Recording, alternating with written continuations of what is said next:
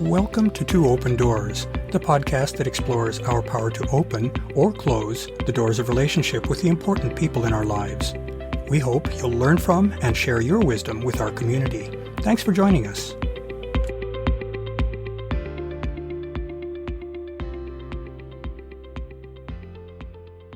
To bring the Two Open Doors message to a broader audience, I've assembled the blogs that I've written to date into book form.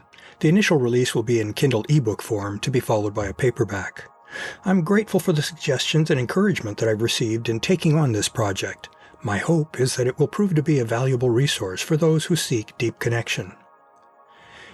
This book is a culmination of many years of work. It's a very personal piece of work, as well as being the fruit of much learning and investigation.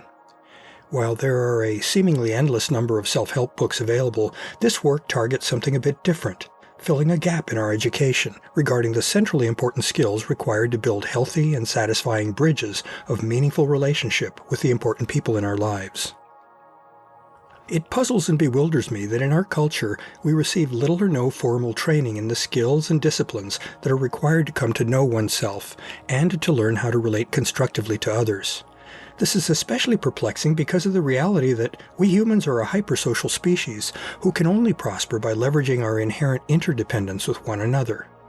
Western cultures tend to lionize rugged, John Wayne-style independence and self-reliance, but that's not who we are as a species. While perhaps a few sociopathic individuals may try to advance by running roughshod over others, most of us learn early on that we are stronger when we support one another. There are ample resources such as books, blogs, and podcasts that address the mechanics of relationships such as dating skills, seeking compatible partners, etc. What I believe is missing are resources to help people understand relationship at a deeper level. Such resources should address things such as how to get to know oneself, without which one can't understand what relationship goals to set or which partners are likely to be compatible. Also, how our early and later influences mold our preferences and interaction style in relationships. How relationships can evolve over time and how to productively adapt to that evolution. How to remain a healthy individual while also being truly present as a partner in a relationship.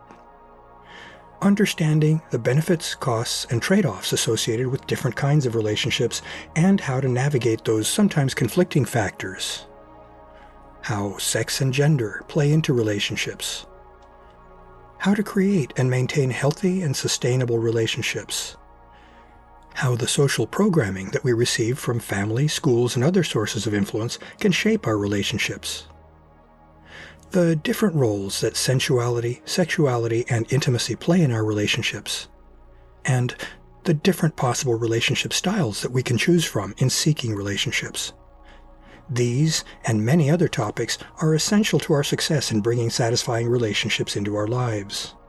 Again, few, if any, of these topics are included in our formal education, or perhaps even in the informal but important education that we receive from family, peers, or others. This book is an attempt to at least flag this gap and to provide some initial food for thought. Despite the complexity of human relationship, there are themes and lessons that can be distilled and which will apply to all of us.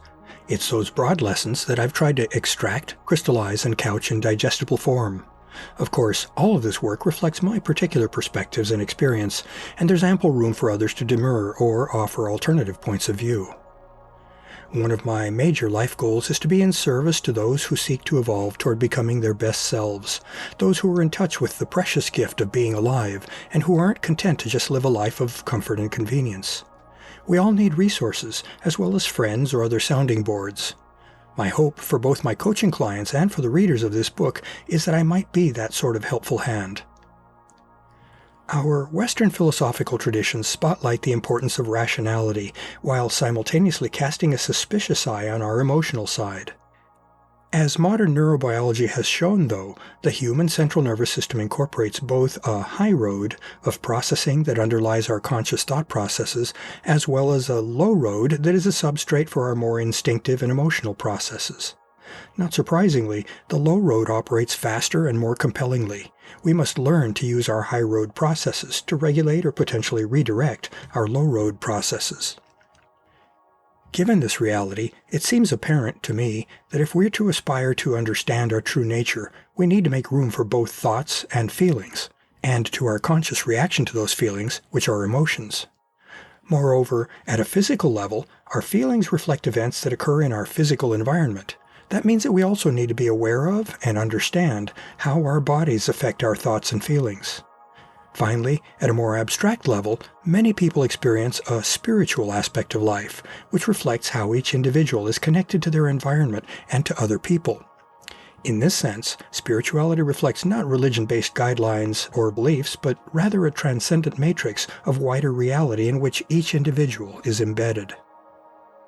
In trying to understand ourselves, then, we need to do so from a holistic viewpoint that includes all of our planes of existence, the physical, mental, emotional, and spiritual planes.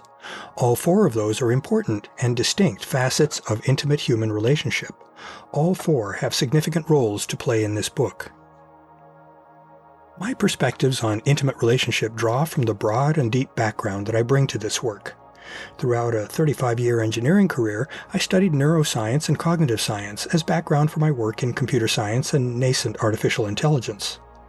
I then chose to apply my analytical skills and my psychological background to what I have most valued lifelong, which is the satisfaction and richness offered by deep human connections.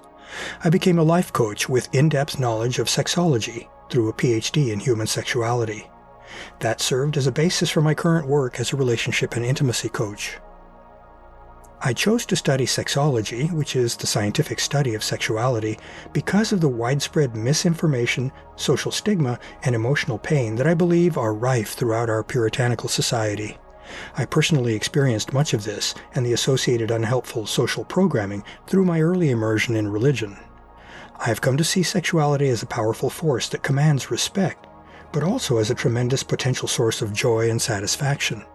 I aspire to do what I can to help people who wish to embrace the abundant life energy that is offered by healthy sexuality and sensuality. I became a relationship coach rather than a therapist because of the different style and mode of engagement that coaching offers, as I see it. Less emphasis on clinically addressing pathology, and more emphasis on collaborative work toward life enhancement.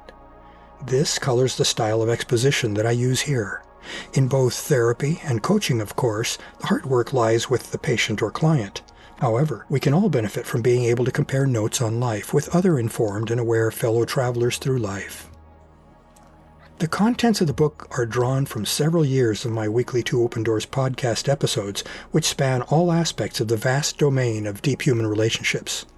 As the body of Two Open Doors work continues to expand, I plan to extend the scope and contents of this first edition book.